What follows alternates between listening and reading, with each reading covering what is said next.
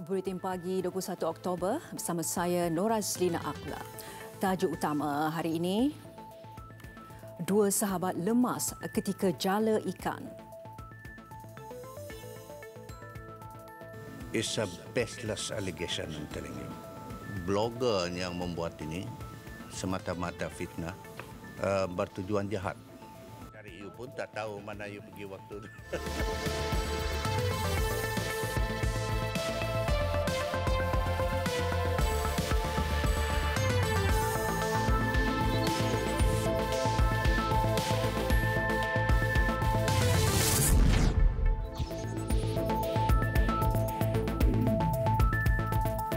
Assalamualaikum dan salam sejahtera. Tragedi tanah runtuh Bukit Kukus di Relau Pulau Pinang. Jumlah mangsa yang masih hilang naik kepada 5 dari 3 orang. Maklumat baru itu disahkan Komander Operasi Mencari dan Menyelamat SAR sebelum operasi ditangguhkan jam 7 petang. Kami akan menyambung kerja-kerja mencari mangsa-mangsa yang tertimbus ni mulai jam 8 pagi besok. So walau macam mana pun kami akan mendapat nasihat daripada JMG, Jabatan Mineral dan Geologi, sekiranya mereka mengizinkan tidak ada bahaya-bahaya tanah pergerakan tanah, kami akan mulakan kerja. Penumpuan besok pagi adalah kepada 5 orang mangsa. Kerana lately ni pada pukul 5 tadi kita dapat lagi maklumat ada 2 lagi mangsa rakan mereka yang sehingga kini tidak dapat dihubungi. Jadi kami beranggapan bahawa 2 lagi ini memang ada di dalam tempat yang tertimbus ni. Katanya pasukan penyelamat dimaklumkan mengenai kehilangan mangsa pada jam 5 petang semalam. Kedua mangsa baharu merupakan lelaki warga negara Indonesia dikenal pasti sebagai Ujal dan Rahat. Sementara itu, beliau memaklumkan SAR ditangguhkan atas nasihat Jabatan Mineral dan Geologi JMG yang mendapati struktur tanah lembut yang tidak stabil akibat hujan petang semalam. Sambungan SAR hari ini juga akan dirujuk kepada JMG terlebih dahulu sebelum diaktifkan. Katanya kawasan yang ditanda sebagai sektor ketiga akan diperiksa. Setakat ini mangsa ditemui di sektor 1 dan 2 di mana 7 buah kontena yang dihempap tanah runtuh telah dialihkan. Baki 3 kontena dijangka akan dialihkan. Saadun juga memaklumkan anjing dari unit pengesan tidak mengenal pasti kawasan kemungkinan mangsa tertimbus. Oleh itu pasukan penyelamat akan mengeluarkan tanah sedalam 1 meter sebelum menghantar anjing pengesan semula. Dalam kejadian kira-kira jam 1.15 tengah hari Jumaat, 4 buruh binaan maut manakala 3 cedera selepas kontena dijadikan tempat penginapan dihempap tanah runtuh.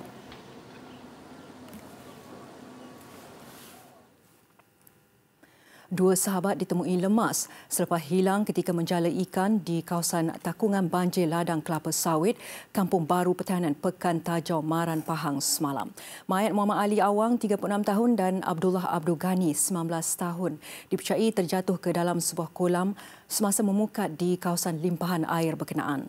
Menurut Timbalan Pengarah Jabatan Bomba dan Penyelamat Pahang, Muhammad Sani Harul, kedua mangsa ke kawasan takungan air di ladang kelapa sawit itu untuk menjala dan memukat ikan. Mereka dipercayai termasuk ke kawasan kolam di ladang itu sebelum hilang lalu lemas. Kawasan ladang sawit seluas 4 hektar itu dipercayai ditenggelami air akibat limpahan air dari Sungai Jempol. Sepasukan anggota bomba dan penyelamat dari Balai Maran dikejar ke lokasi bagi menjalankan operasi mencari dan menyelamat. Mayat mangsa diserahkan kepada pihak polis dan dibawa ke Hospital Jengka untuk tindakan lanjut.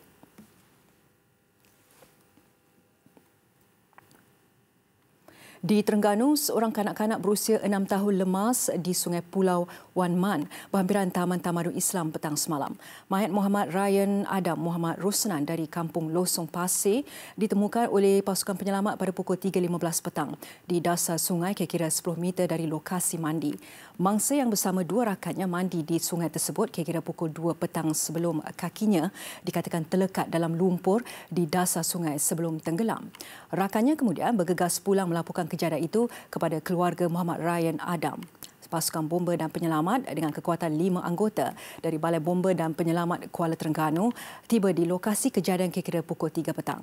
Mayat mangsa ditemukan selepas 15 minit operasi mencari dan menyelamat digerakkan. Mayat mangsa dibawa ke Hospital Sultanah Nur Zahirah HSNZ untuk tindakan lanjut.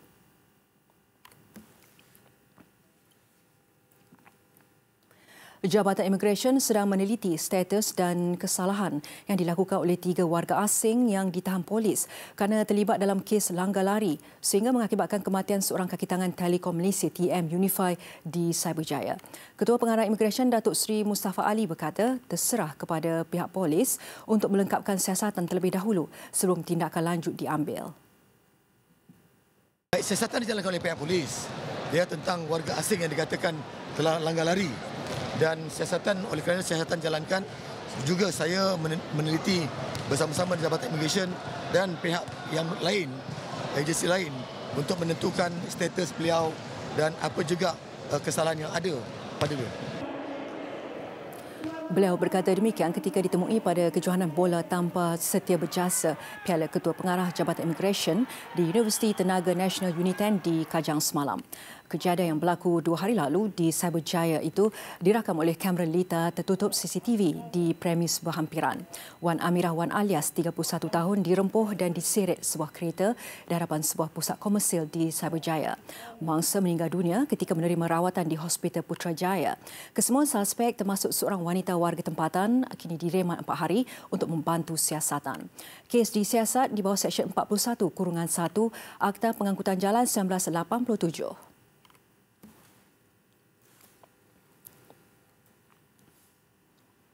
Dan di Melaka, gara-gara mahu meloloskan diri daripada pemeriksaan polis, seorang penagih dadah parah selepas kenderaan dipandunya terbabas dan merempuh tembok sebuah rumah di Melimau. Kejadian berlaku ketika suspek lelaki yang berusia 30 tahun dikesan oleh pasukan polis yang menjalankan rondaan menaiki sebuah kereta berhampiran sebuah masjid di Kampung Simpang. Ketua Polis Daerah Jasin DSP Arsyad Abu berkata anggota peronda polis terserempak dengan suspek yang memandu kereta jenis Proton Wira seorang diri dalam keadaan mencurigakan sebelum mengarahkannya berhenti. Bagaimanapun suspek tidak mengendahkan arahan itu, sebaliknya terus memecut kenderaannya ke arah Taman Debunga. Setelah dikejar, kereta dipandu suspek gagal dikawal lalu hilang kawalan lalu terbabas dan melanggar sebuah kenderaan yang diletakkan di hadapan rumah dan tembok rumah di taman berkenaan. Menurut beliau, polis kemudian menemukan 3 paket dadah diucai heroin dan sebilah sabit di dalam kereta yang dipandu suspek. Suspek yang cedera parah dibawa ke Hospital Melaka. Hasil ujar air kencing, suspek positif dadah jenis syabu. Semakan mendapati suspek memiliki 22 rekod jenayah termasuk berkaitan dadah selain turut dikendaki polis.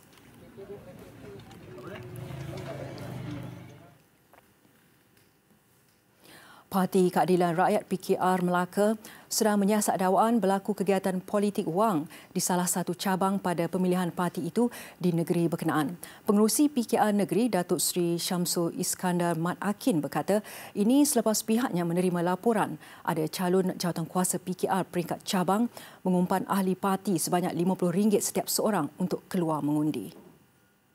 Saya sendiri telah pun meletakkan pasukan saya di semua cabang untuk melihat dan membuat risikan ada ataupun tidak perkara-perkara seperti ini. Misalnya semalam kita dapat laporan di Bertam Jaya kan ada percubaan untuk memberikan wang RM50, tapi yang kita dengar itu adalah kabar angin kan, cakap-cakap. Jadi saya fikir get me the evidence. Kalau betul ada, saya akan segera melaporkan kepada SPRM dan supaya tindakan tegas dapat diambil juga kepada kepimpinan parti. Jadi dari segi prinsipnya kita menolak dengan keras mereka yang bergelumang dengan amalan yang jijik ini iaitu politik wang. Beliau berkata demikian selepas membuat undi pada pemilihan PKR cabang Jasin di Dewan Majlis Perbandaran Jasin Melaka semalam. Datuk Seri Syamsul Iskandar berkata PKR Negeri memandang serius dakwaan itu dan akan melakukan siasatan bagi mendapatkan kesahihannya. Beliau memberi amaran akan mengambil tindakan tegas jika PKR Negeri mengesan berlakunya salah laku berkenaan. Seramai 9,300 perwakilan seluruh negeri layak mengundi pada pemilihan parti kali ini. PKR Negeri katanya mahu membuktikan ahli parti di Melaka bertanggungjawab dan mempunyai kuasa memilih pucuk kepimpinan bukan sahaja di peringkat ranting dan cabang tetapi juga di peringkat pusat. Sementara itu, keputusan tidak rasmi pemilihan Parti Keadilan Rakyat PKR di 6 cabang di Melaka menyaksikan Muhammad Rafizi Ramli mencipta kejutan apabila mendahului Datuk Seri Muhammad Azmin Ali bagi jawatan Timbalan Presiden PKR. Setakat jam 7.30 malam tadi, Muhammad Rafizi mendapat keseluruhan 1,669 undi. Manakala Datuk Seri Muhammad Azmin yang juga penyandang jawatan itu mendapat 1,495 undi selepas selesai pengundian bagi cabang Masjid Tanah, Alu Gajah, Tangga Batu, Bukit Katil, Kota Melaka dan Jasin hari ini. Bagi 5 calon naib presiden pula, Nurul Izzah Anwar masih mendahului dengan memperoleh 2,123 undi. Diikuti Datuk Seri Samsul Iskandar Muhammad Akin mendapat 1,781 undi. Zuraida Kamarudin memperoleh 1,433 undi. Datuk Johari Abdul mendapat 1,280 undi dan William Leong Ji Kin memperoleh 1,176 undi. Calon Ketua Wanita Haniza Muhammad Talha turut mendahului dengan 636 undi, manakala pesaingnya Fuziah Saleh mendapat 594 undi. Bagi jawatan Timbalan Ketua Wanita, Dr. Daroyah Alwi mendahului dengan 642 undi, manakala Roziah Ismail sebanyak 501 undi. Kira-kira 9,300 pengundi yang layak membuat undi di 6 pusat pengundian di seluruh Melaka bagi memilih pucuk pimpinan parti di peringkat pusat dan cabang. Kesemua pusat pengundian dibuka jam 10 pagi sebelum ditutup pada jam 5 petang.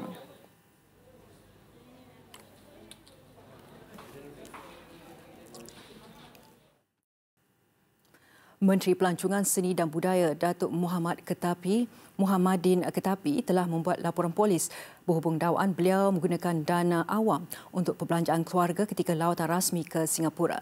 Jelasnya, beliau menggunakan wangnya sendiri bagi perbelanjaan keluarganya yang turut bersamanya ketika lawatan ke negara itu pada 2 hingga 4 Oktober lalu. It's a baseless allegation, I'm telling you. Blogger yang membuat ini semata-mata fitnah, bertujuan jahat. You see? If you read the what we call that one? If you read that one, adakah saya ini pakai kelayakan saya berjalan ke sana kemari untuk anak isteri saya? I mean, so useless lah. I know to the extent that I can use, you know. Pun tak tahu mana you pergi waktu tu. Tambahnya, satu laporan polis telah dibuat di Balai Polis Presin 7 Putrajaya Khamis lalu. Baru-baru ini tulisan di blog itu tular di internet dengan mendakwa keluarga Datuk Muhammadin berbelanja barangan yang mahal ketika di Singapura sehingga kementeriannya terpaksa menyelesaikan bayarannya. Datuk Muhammadin ditemui selepas menghadiri istiadat Convocation ke-14 Akademi Seni Budaya dan Warisan Kebangsaan Aswara semalam. Pada istiadat Convocation itu, seramai 94 pelajar diploma, ijazah sarjana muda, ijazah sarjana dan doktor falsafah menerima pengiktirafan masing-masing.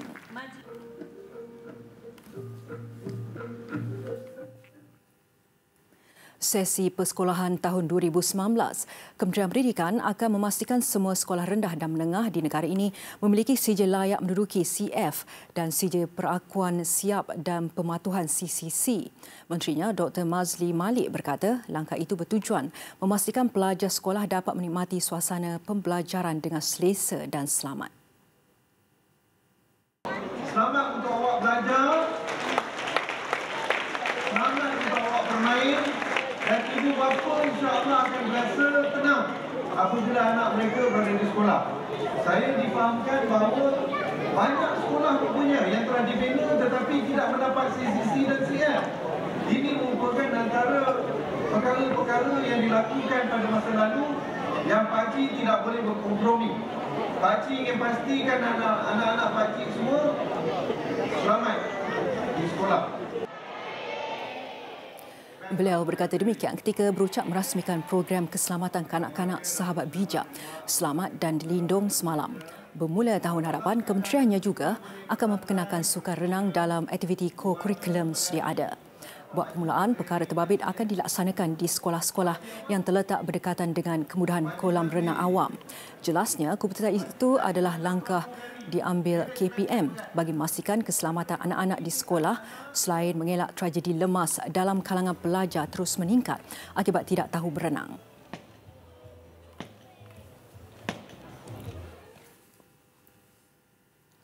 Polemik mengenai pengasingan dispenseri ubat-ubatan wajar dihentikan segera memandangkan zaman berkenaan sudah berlalu.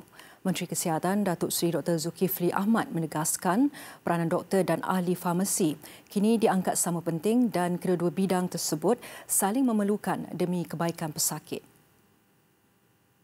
Lalu tentunya doctors train to diagnose. Therefore, they eventually should prescribe. Based on their diagnosis.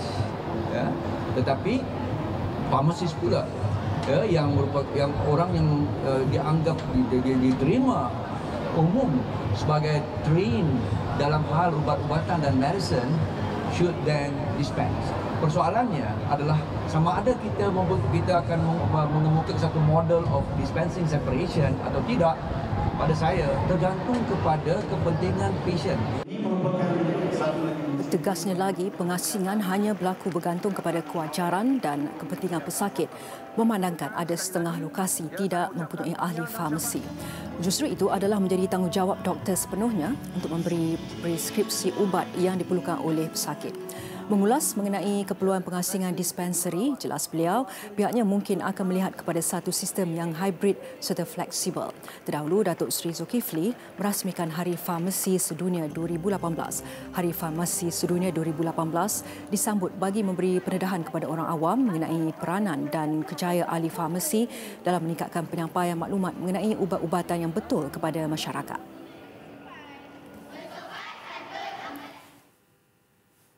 Dalam usaha mengurangkan jumlah kucing dan anjing terbiar serta berkeliaran, subsidi diberikan untuk menjayakan program mengasihi kucing dan anjing di sekitar Lembah Kelang.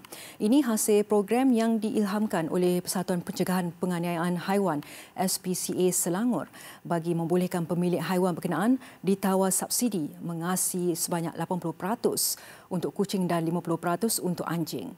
Pengerusi SPCA Selangor, Christine Chin berkata menerusi inisiatif beri kemanusiaan dan belas kasihan, lebih 150 anjing dan kucing terbiar serta yang mempunyai pemilik telah dikasih setiap bulan sejak usaha ini dilancarkan pada bulan Mac tahun lalu. Pendekatan menerusi kempen itu juga dilihat lebih berperi kemanusiaan dan kadar subsidi tinggi yang diberikan dilihat salah satu cara untuk mengawal pembiakan haiwan terbiar. Beliau berucap pada majlis sambutan ulang tahun ke-60 SPCA Selangor dan majlis sumbangan amal di Ibu Negara malam tadi. Sultan Selangor, Sultan Sharifuddin Idris Shah dan Tengku Permaisuri Selangor, Tengku Permaisuri Nur Ashikin berkenan berangkat ke majlis ini.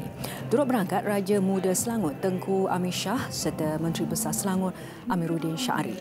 Sejumlah RM60,000 berjaya dikumpul pada majlis amal berkenaan.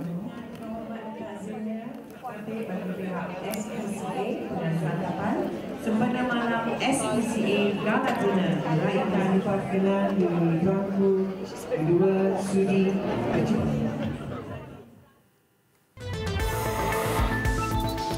Seketika nanti dihalang lintas sempadan, mereka tidur di tepi jalan.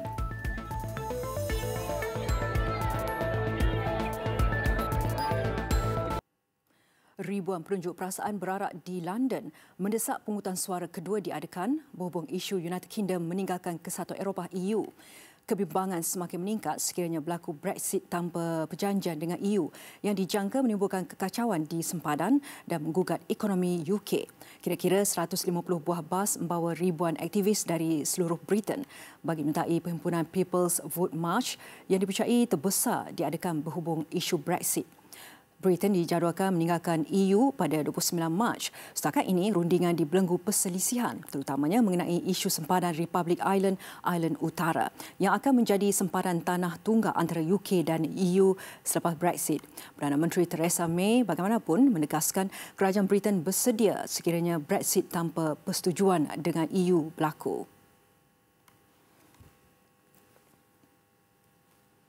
Sekurang-kurangnya 15 orang maut dan 25 yang lain cedera dalam serangan bom bunuh diri ketika pilihan raya Parlimen berlangsung di Afghanistan. 10 orang awam dan 5 pegawai polis terbunuh dalam serangan yang menyasarkan sebuah pusat mengundi di Kabul. Warga Afghanistan keluar mengundi semalam dalam pilihan raya Parlimen yang dicemari keganasan dan masalah teknikal. Puluhan ribu askar dikerah untuk mengawal kira-kira 19,000 pusat mengundi di 33 wilayah.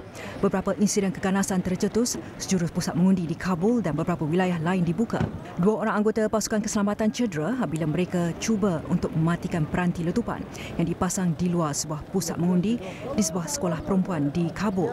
2 orang awam turut cedera ringan akibat letupan. Menurut Suruhanjaya Pilihan Raya, 2,565 calon termasuk 417 calon wanita bertanding untuk merebut 249 kerusi di Dewan Rendah.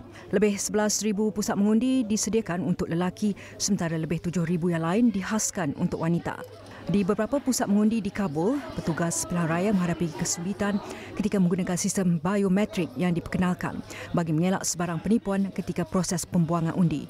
Pengundi terpaksa beratur berjam-jam sebelum pusat mengundi dibuka. Setakat ini, 9 calon pilihan raya telah dibunuh dan ratusan yang lain maut atau cedera dalam serangan berkaitan pilihan raya. Proses mengundi di wilayah Kandahar pula terpaksa ditangguhkan selama seminggu berikutan pembunuhan Ketua Polis Kandahar pada Khamis lalu. Keputusan penuh pilihan raya akan hanya diketahui dalam tempoh 2 minggu akibat kesukaran mengumpul kertas undi dari seluruh wilayah Afghanistan. Ribuan pendatang dari Amerika Tengah kini terkandas di sempadan selatan Meksiko selepas pihak berkuasa enggan memberi kebenaran kepada mereka untuk melintasi sempadan itu.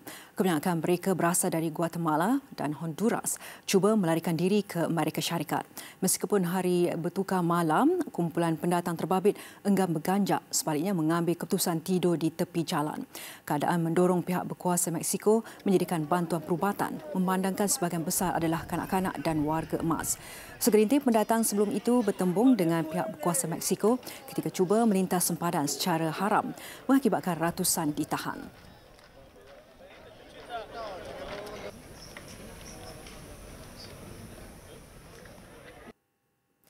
Impian Johor Darul Takzim JDT mempertahankan kejuaraan Piala Malaysia berkecai selepas seri 2 sama dengan Terengganu FC TFC.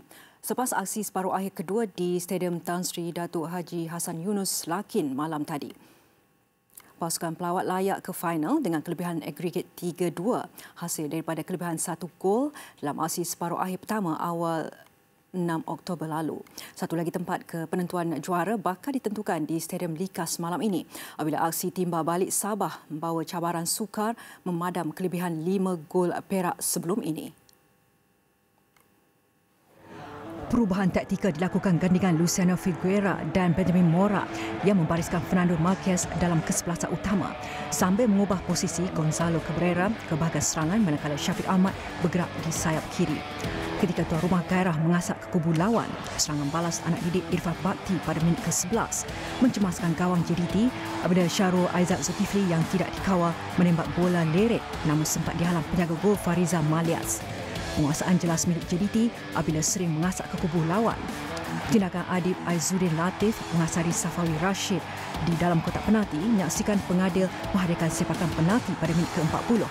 Sepakan penalti yang disempurnakan Fernando Marquez meletakkan tuan rumah melalui 1-0 sekaligus mengikat agregat 1 sama. Bermula babak separuh masa kedua, kedua pasukan mula mengatur gerak untuk memburu gol. Setelah beberapa siri percubaan dilakukan, Cabrera muncul penjaring kedua JDT selepas melakukan rembatan di luar kotak penalti, gagal ditepis penjaga gol TFC pada minit ke-62. Tersentak dengan 2 jaringan tuan rumah, CC bangkit menjaringkan gol pada minit ke-68 apabila merembat kencang menewaskan Fariza Malias. CC muncul wira apabila menjaringkan gol kedua peribadi pada minit terakhir perlawanan untuk memastikan TFC mara ke final. Terengganu FC bakal berdepan sama ada Perak atau Sabah di aksi akhir tak kala kali terakhir ke pentas final pada 2011.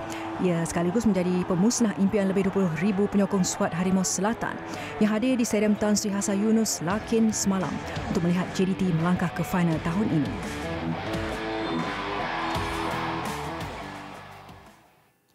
Liga Perdana Inggeris, saingan terus sengit di antara juara lalu Manchester City dan Liverpool yang menewaskan lawan masing-masing malam tadi untuk menduduki 2 tempat teratas dengan berkongsi mata. Manchester City yang beraksi di halaman sendiri menjadikan Burnley sebagai mangsa mereka yang seterusnya. Menjaringkan 1 gol pada babak pertama, gawang pelawat terus dirobek selepas rehat untuk menutup perlawanan dengan kemenangan besar 5-0 dan menduduki tempat teratas. Liverpool yang turun lewat juga lega mengutip 3 mata penuh menerusi kemenangan tipis 1-0 di tempat lawan menentang Huddersfield, memadai buat mereka berkongsi mata dengan City. Chelsea pula hampir-hampir tewas di depan penyokong sendiri sebelum jaringan masa kecederaan menyelamatkan mereka daripada kekalahan untuk keputusan berkesudahan 2-2 dengan Manchester United. Antara yang merekod kemenangan Tottenham Hotspur dan Cardiff City. Jangan lupa subscribe YouTube Bulletin TV3 untuk lebih banyak laporan berita. Ceriakan hujung minggu anda. Kami tinggalkan dengan himpunan tarian kejohanan World of Dance. Salam hormat dan Assalamualaikum.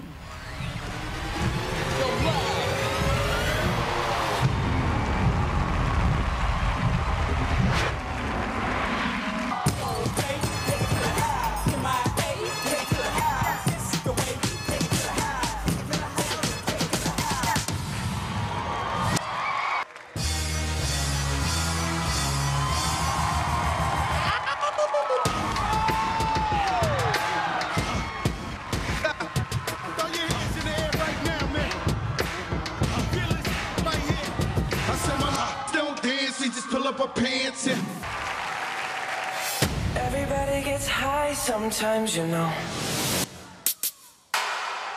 What else can we do when we're feeling low?